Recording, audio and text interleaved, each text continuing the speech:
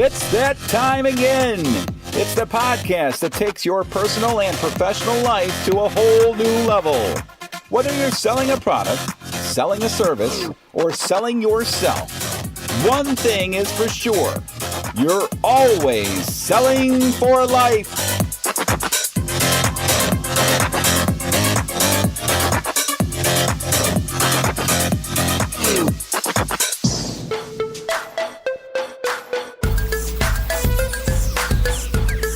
Hey everyone, and welcome to another installment of the Selling for Life podcast, sponsored by Iconic Parts, a world of parts with a personal touch.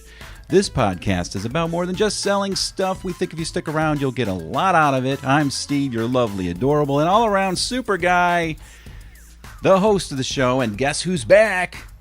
Al, your pal, is back. There he is, back from the abyss. Where were you, Al?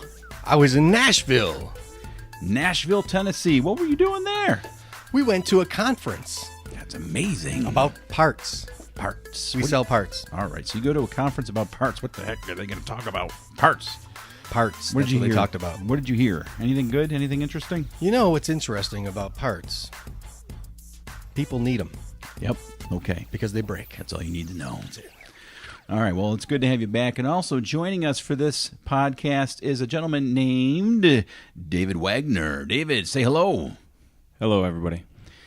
David is fairly new here, but it's been gosh, I don't even know, Dave. How long have you been here now? We're going on 3 months in a couple weeks. Gosh, it seems years now. Yes. We've been working together now, and what do you do here at Conequip? I sell parts. So there you go. That's why I went to the conference to learn about parts so he can help you sell them better. Is that correct? That is correct. Okay. Hopefully, to learn what he learned. He's ready to pass it on to me. I will pass it down. Well, I'll tell you guys, I've been sick the last 2 days. I'm finally back and feeling much better. There's no way I could have done this the last couple days because I was just comatose, zonked out on the couch, on the bed, sleeping. But I'm back. But I had to call in a couple days in a row. Al, thanks for taking my sick day requests in stride. What's weird is I kept on saying no in refusing your request. I refused the request, but he still took off. I was just so sick. The worst part is you text at like 1:52 in the morning. You know, people do have Fitbits on their wrists that they sleep with, and they inform you when you get a text. Thank you for the 1:52 a.m. text message. I'll tell you what, I just wake up in the middle of the night and I say to myself, there's no way I'm going to work tomorrow. And I do not want to be sleeping through this till 10 o'clock in the morning and then forget to call in. I'm sending a text right now, getting it over with. But I agonize over the text, like how to word it, how to make it so it doesn't sound like I'm out at the bar or something drinking, and that's why I'm calling out. So that's why I sent it, and I'm glad you got it. I'm glad you were okay with me taking a couple days off there. If you believe Steve at all, please let us know. Message on Facebook, because I truly don't believe Steve in what he just said. I was so sick. Do you know what time it is now, Al? I know what time it is. It's time for the topic of the day, and it is overcoming objections. I guess we're going to sidestep from the core values for a little while. It's your show. You can do whatever you want. Uh-huh. And I think this is probably one of the most popular topics for selling of any podcast or seminar or anything that you come across when it comes to selling is overcoming objections. And that's what we're going to be looking at today. First, we're going to play a clip from one of our favorite movies. Here it is. It's from Tommy Boy. All right, now, it's sale time, so remember, we don't take no from anyone. No. We don't take no prisoners. We don't take no for an answer. Oh, yeah. We don't take no for an answer. We don't take no for an answer. We don't take no for an answer. And not taking no for an answer. Is that basically what we're doing here? No, Steve, that's a misconception, actually. I like that you said that. Thank you. Yeah. The whole point of it's really actually uncovering objections. Okay. People, you want to overcome them by uncovering them. Mm-hmm. You want to actually say, oh, there's a bed and there's some covers. Let's pull the covers back. Look it. There's a no. Oh, I'm so happy to see you. You understand. That's how it works. Yes. You want to hear the no. Right, David? That is correct. Good answer, David. This is my first podcast, everybody. David, you're doing great. Thank you. Tell everybody your whole name. It's really cool. It's David Paul Wagner III. That is awesome. Wow. My dad is Junior. That's amazing. If you didn't figure that out. I like that. That's great. Back on the objections. All right, Steve, what do you think about that? Yeah, I'd never really particularly cared for the expression "don't take no for an answer" because I always thought that was kind of presumptuous or arrogant. It just didn't seem like it was showing much compassion or caring for the person that you're trying to persuade. And as a result, taking no for an answer just seems slimy to me. So I like the way you're putting it. You want to not necessarily take no for an answer, but don't take no just yet until you find out why they're saying no. Am I on the right track? Yeah, I think you hit the nail on the head with the last statement. The whole point I get the idea of them saying don't take no for an answer, be persistent, dig deeper. Really what it is if you're saying don't take no for an answer, what you're saying is, I just want to blindly, in the face of this no, not ignore it. What does that mean? What does it mean in the sense of how you think about what your customer is saying? What I've learned over the last 25 years is some people say no, and it should be a no. Mm-hmm. You know what I mean? Because it could be the weighing of options. It could be delivery time, pricing, could be some specifics about the product and the customer's needs not matching up. And you should say no. And so why would you want to ignore that, right? And what you want to understand is what the customer is going through. We do that through a lot of investigative questions. Have you ever done investigative questions, Steve? I used to a lot more than I do now, but yes, I do still in other ways outside of the workplace. That's good. Can I share an analogy that kind of crossed my mind? Can I stop you?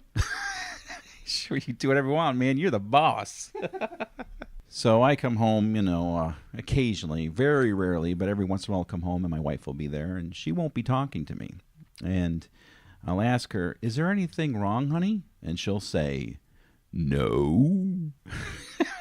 But I have a feeling there's something wrong, so I don't take no for an answer. And you dig deeper, huh? I better. So that's where I start to investigate, and generally I try to figure out, what did I do wrong? I bet you there's something wrong. Dave, you ever have that situation with your wife? All the time. Yeah. You got to be careful what questions you ask at that point. That's right. You do not want to ask the wrong question. You don't want to ruffle the feathers. That's right. No. But you do want to get to the bottom of possibly why she's ignoring you or why she burned your dinner or didn't cook it at all. You can't fix it if you don't figure it out. That's correct. So, Al, why don't you take it from there? You're the expert on this. I hope we set you up nicely with that analogy. No, absolutely. I actually do use this whole premise of investigating and uncovering objections in my relationships, including my wife. And guess what? My wife notices, and she says, "Stop selling me." That's why I married her. She's extremely, what do they call that? Anti-sales. She's my kryptonite. Only person I can't sell anything to, right? My point is this: uncovering objections is important. Investigation is important, but it has to be based on the reality of your situation and what you and your customer are going through, right? So if you start with reality, you start with taking stock of what's true, what's going on, even if it's about your product, if it's about your interests, if it's about how the night goes with your wife, take stock of what's going on like you did. Steve, you actually paid attention to your wife's mood. Good job, buddy. Yeah, so I didn't say I had good results from it, but I did try to pay attention. Yeah, but you noticed something, right? And that's the key. So if I could ask David, we could talk about your personal life with your wife like Steve wanted to. All right. Or we can go into sales. What do you think? You can ask me whatever you want. All right. What is the objection that you hear the most? I have to talk this over with my boss and see what he wants to do. I got to talk this over with my boss and see what he wants to do. What do you do when you hear somebody saying that? Yeah, I tend to say, okay, well, I understand you gotta do that if you're not the one, making the purchase. But I always ask them to make sure that they follow up with me after they talk to their boss and make sure that I'm their last call. No, I completely understand. You freeze, you make a statement about connecting again, right? Correct. But I think what you're trying to do is, it sounds like you are taking stock of what is going on, right? What's going on? the person on the other line doesn't have the decision-making power at that time to make something happen, right? What did he say? He said, hey, I got to go check with my boss. Is that true? Yes. Well, there you go. What I would say is this. You want to uncover more? You would ask that person who has a job to do and has to follow through, what was he going to check with this boss about? What do you think is going to come out of his mouth after that? Probably something about the price, whether or not it's going to be something he's okay with moving forward with. That could be true. You know, this guy or girl, they're doing this job. They're doing it for their boss. They're serving somebody else, and they have a real world situation happening. And a lot of time it's about budget, right? What else could it be about? It could be about the quality of the product they're getting, whether it's, or the condition, I should say. That's good. If we're able to provide them, with a new aftermarket versus maybe used that maybe they were looking for something less with a used. Yep. Or vice versa. And this theoretical person, right, who has to check with their boss, what do you think they're thinking at that point? If you're going to uncover those things, do you think they're going to let you in on what they're really worried about or what they need? It depends on how smart of a customer they are. But, yeah, I think if you ask them the right questions, you can get it out of them. Yeah. And that's even when you're thinking about how you want to do it, your whole purpose is not to even get something from somebody. It's more of like finding out what their needs are so you can even help them on the idea whether or not it's worth it to continue the conversation with you or not. Ultimately, I wouldn't want to do anything beyond the best for our customers, right? And, we have a lot of core values we went through in the last few weeks. We talked about some business stuff on how we developed the company. And what I've noticed is you can't fake it till you make it. You got to be genuine, and it's got to be the people first, And in doing investigation and uncovering objections rather than overcoming them is really the way it works. So your theoretical situation happens often? Yeah, several times a day. It probably happens even when you're doing it. You ever go to a car dealer, talk about something and say, I got to check with my wife? Boss. Yeah. Wife boss. Wife boss? Yeah. That objection is universal. Even if I really don't, I use that one. Mm-hmm. So you're saying Yep. People lie? You lied? No, dun, it's a dun. buying strategy. It's a buying strategy. Okay, so also, my good friend David just uncovered a true reality.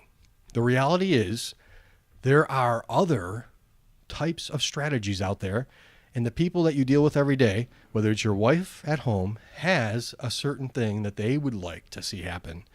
And not everyone will allow you to uncover things the way you'd like, right? What happened, Steve, if you could just get deeper in, when you came home and she looked like, oh man, there's a problem. What happened? What happened? Yeah, what happened? I got nervous Why would you get nervous? because I was afraid something was wrong. And what do you think she was thinking? She was thinking he better say what I'm thinking about. He better read my mind right now. Exactly. Man, you've been married a long time. You're getting pretty good at this. Yes. So ultimately, can we read people's minds, David? No. All right. So we can't read people's mind, but we can ask questions. And as Steve asked questions, and as you can maybe even see, David, that you might need to ask questions rather than making a statement in that situation. Do you think that would help if you just asked what is it that you need to talk about your boss with? Is it going to be price? Is it going to be delivery time? Is it going to be condition? You think if you kind of go down that train of thought with them and uncover those things, do you think it would work out to getting down to what really is happening? Absolutely. The more information, the better. Does it make sense to you? Yes. Sounds good. So I'm even asking questions. I'm affirming things with you as we're even just talking on the podcast. I was just going to say you're doing that right now. I'm doing it to you. Yep. Man, he's a ninja. I can't help but Mind do ninja. it. My wife cannot stand this. I always do it. So, it is yeah. Wait, that's karate, I think. I don't think I think ninjas are really quiet. I think they're just Look, I'm not a selling guru at all, but I've been doing it for a long time, and this is what I've known and learned, and it seems to work out pretty good. So, I mean, I think you're doing great. You've only been here for 3 months now, David, you said, right? Yes, sir. And you're doing pretty good. And these little things that you learn, you just add those in What else do you hear besides this objection of I got to check with my boss? Sometimes you find out after the fact when they don't want to tell you up front what price they already got, that they beat you on or they've gotten a price that beats yours. And I understand. You got to figure out whether you're comparing apples to apples at that point. Try to get some more information out of them about what condition the product is and where they're getting it from. And why would you want to know what other options they're working on, whether it be financial or other things? What's your motivation behind that? To try to find out what their motivation is, to find out what their needs are and try to meet them if possible, and even if that means going to my manager to figure it out. Yeah, and you're not trying to take advantage of anybody, right? I guess if I told you a price and you're trying to find out what I need or bought it for from somewhere else, what would your response be if it was, let's say, a number of, it's $2,500, and that's what I found so far? What would happen if I let you know that? What would you do? Well, I'd probably ask some more questions about what I just said before I went back to see what we had, but I might be able to check the inventory ahead of time and know if it was even going to be close as far as price is concerned. You want to make sure it fits in their budget, it sounds like. Correct, yes. And then you have to also make sure it's the same product, right? Right. If it's the same condition, the same quality, there's a lot of different factors that determine pricing, right? I think that objection you're handling well. You're asking questions, and that's the whole point of uncovering them, is to investigate, kind of be like a detective, or even a doctor. When you go to your doctor and they start asking what's going on, do you say, let me check with my boss? No, I don't do that. Do you stop answering questions about how your knee is hurting? No, I answer anything they ask me. But hold on. Do you want the doctor to know the whole facts? I mean, for goodness sake, they might take advantage of you. I don't believe that would happen. Well, there you go. What you can see is that there's a stigma in sales, and I think it happens by just untrained people that are trying to do their best, but then sometimes make excuses because they just aren't doing the right things. So what happens is there's a bad aura around sales reps. That's why we hire parts specialists and not sales. Just keep in mind, uncover with questions that are relevant, deal with reality, realize that sometimes you aren't the solution, and it's okay to accept no for an answer. In fact, I'd rather hear no instead of something that doesn't really apply. Like, I got to check with my boss if you really don't. Or I got to check with my wife if you really don't. So always ask deeper and genuinely help people out with what's going on and how you can help them. What do you think, David? I think the trick is doing it without sounding pushy, which is, as a new guy in this industry, that's kind of what I struggle with when I get to that point, when really I'm just trying to get some information so I can help them. I always feel like I'm being pushy with them, and I've bought enough stuff in my life that I know that pushy salesmen are not what people want to deal with. So I'm try to draw, try to tread the line carefully. But okay, right. We're gonna have some fun right now. Whoop whoop whoop. Al, I'm putting you on the spot. We're gonna start the music here.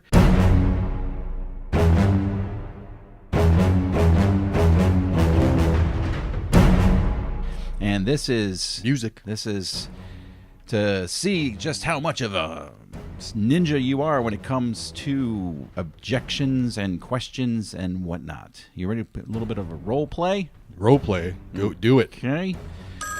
My phone is ringing. There's the sound of the phone ringing, and I'm going to answer the phone, Al, and you're going to say want you to buy XYZ. You can even just use XYZ. And I'm going to give you an objection. I want to hear what you say to my objection. You ready? Let's do it. I've got a list of objections here. We'll try to get through each one in 30 seconds or less. My phone's ringing. Hello? Hello, this is Al, Conoquip Parts. Hello? How are you doing? Oh, I'm fine. How are you? Good. Good, all right. Well, hey, I got some XYZ for sale. Oh, I'm not really interested. Thanks a lot. Oh, what aren't you interested in? The X and the Y, I may be okay with, but the Z, forget about it.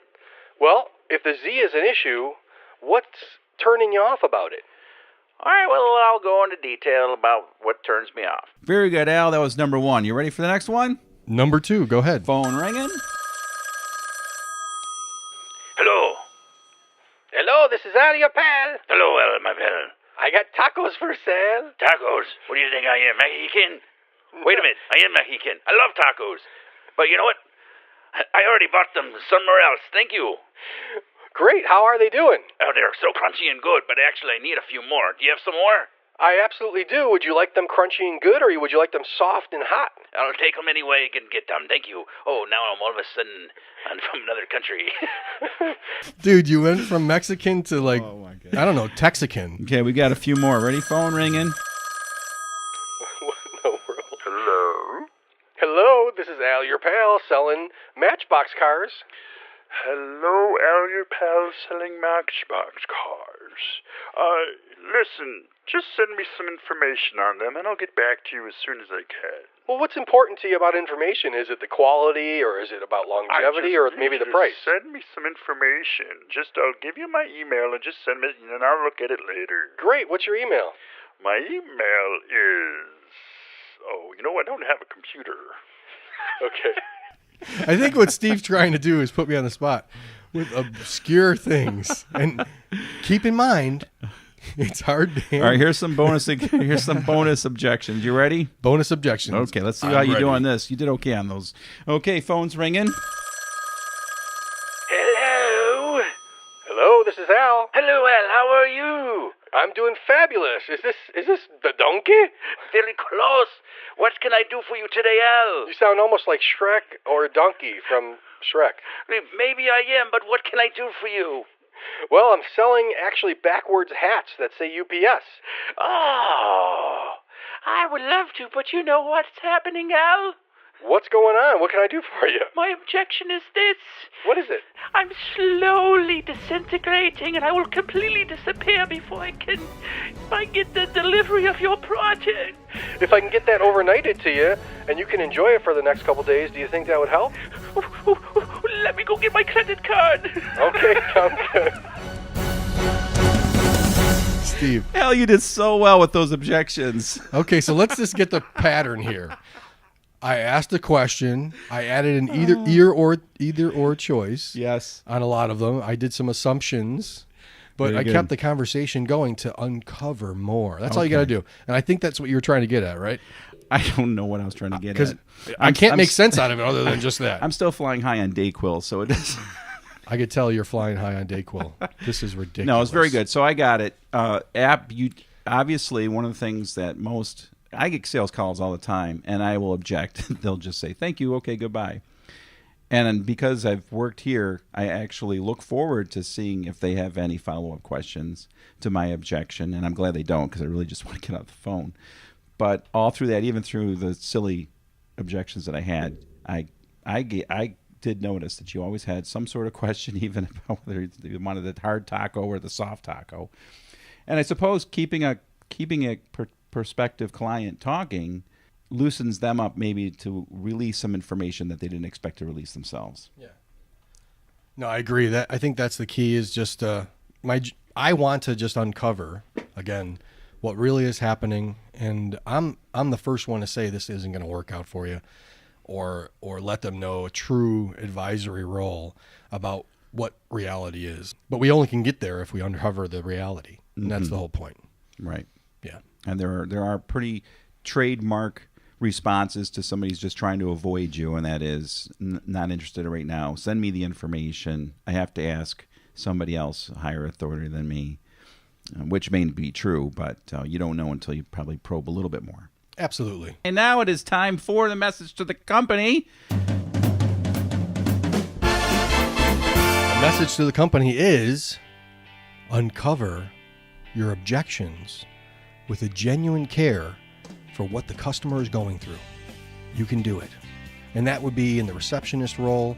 It could be to the accounting role, to accounts payable, receivable. It could be anyone. The folks that handle warehousing or anything like that realize the customer's needs and the reality of what's going on is the most important. So don't give up on uncovering what's going on. Awesome. Thank you, David, for joining us. Thank you, David. Thanks for having me. That was awesome. That was our 12th Selling for Life podcast. Thank you very much for joining us.